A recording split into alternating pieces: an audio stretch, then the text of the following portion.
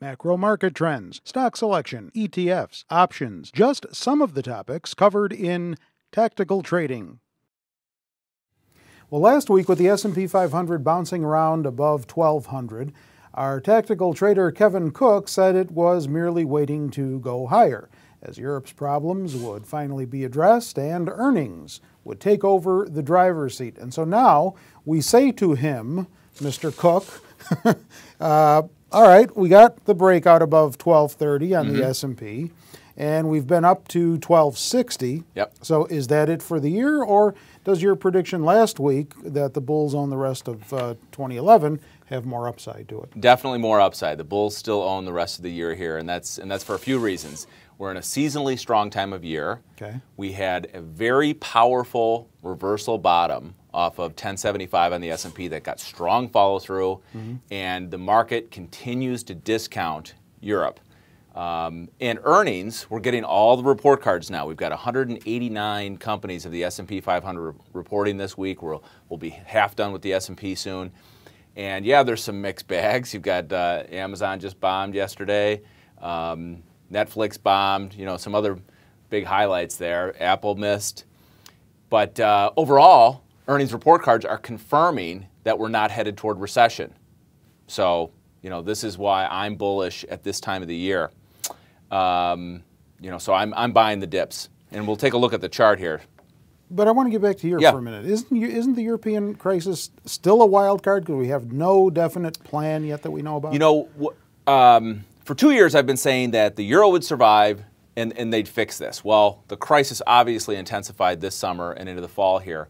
But these guys know that they want to avoid a 2008 meltdown like we had here in the U.S. Right. So they're going to do what they need to do, whether it's beef up the stability facility, not just a catchy rhyme, but it actually means something.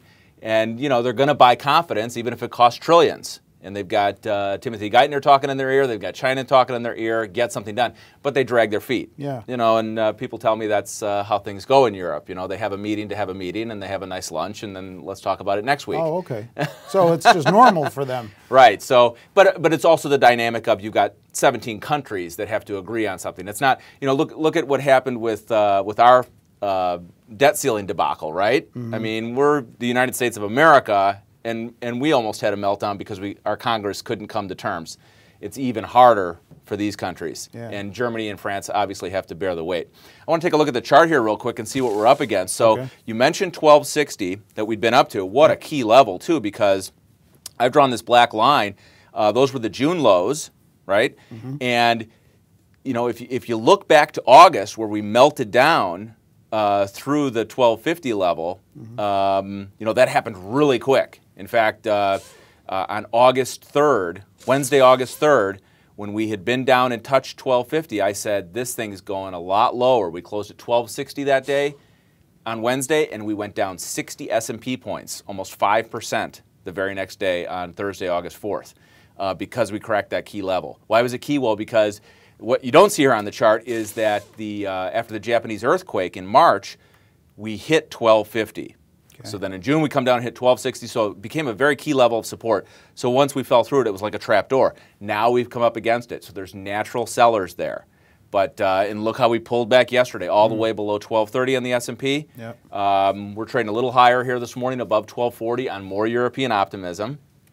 But I see us getting through this 1260 level, approaching the 200-day moving average at 1275, and gravitating towards 1300 on the S&P. Okay. So what do you say to those people? I'm just curious, who call this a sucker's rally and it's just going to inflict more pain on us down the road? There's a partial argument to be made there that this could be a sucker's rally. I think you have to be careful. I think you don't go all in here. You look for opportunities. But you want to play the momentum here in a strong holiday season.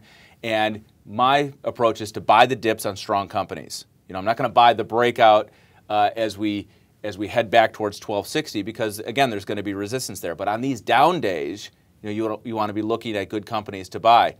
Earnings will continue to be strong. If you want to look at next year, we're getting confirmation that the S&P could still earn $105 next year.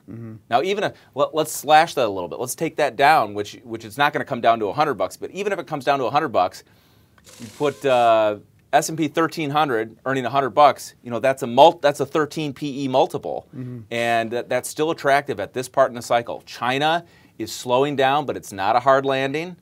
So, you know, the economy is still firing here, and what was a slowdown is not going to become a recession. All right. He's Kevin Cook. He's our tactical trader here at Zacks.com. Follow him by linking to his columns right off of our homepage, Zacks.com. If you're not there already, you'll see his picture as you scroll down the page with whatever current headline is next to it. That's his most recent column. And if you are on the Twitter, you can follow him at Kevin B. Cook. And with Kevin, I'm Terry Ruffalo.